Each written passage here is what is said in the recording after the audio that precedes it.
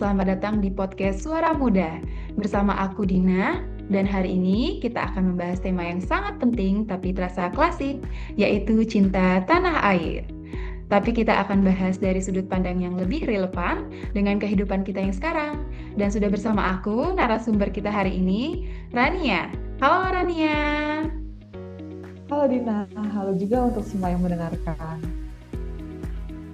Oke, sama-sama Rania. Nah, langsung aja ya. Banyak orang yang menganggap cinta tanah air itu identik dengan hal-hal besar seperti ikut upacara atau hafal lagu nasional. Menurut kamu, sebenarnya apa sih arti cinta tanah air di kehidupan sehari-hari?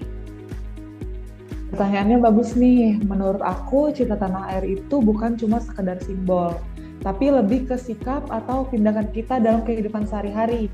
Misal nih, sederhananya itu menjaga lingkungan, menghargai perbedaan, dan mencintai produk-produk lokal. Itu semua juga termasuk dalam bentuk nyata dari cinta tanah air. Wah, menarik ya.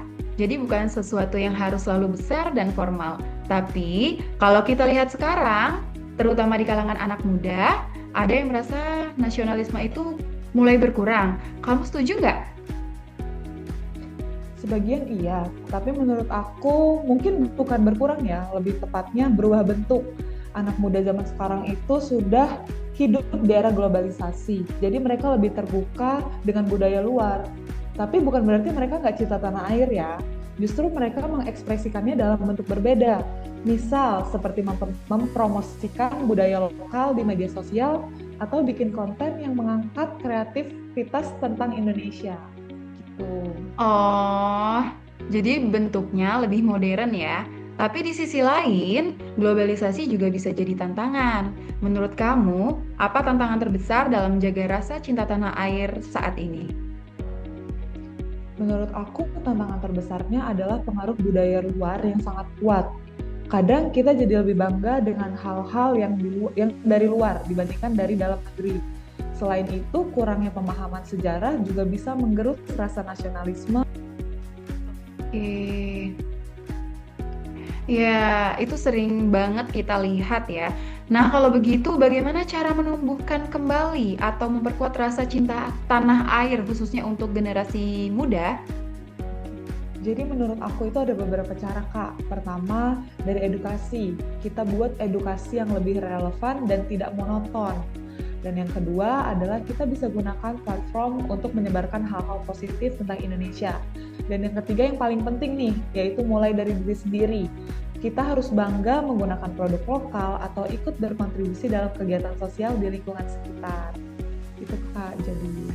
Setuju banget nih. Kadang kita nunggu perubahan besar, padahal langkah kecil juga penting ya.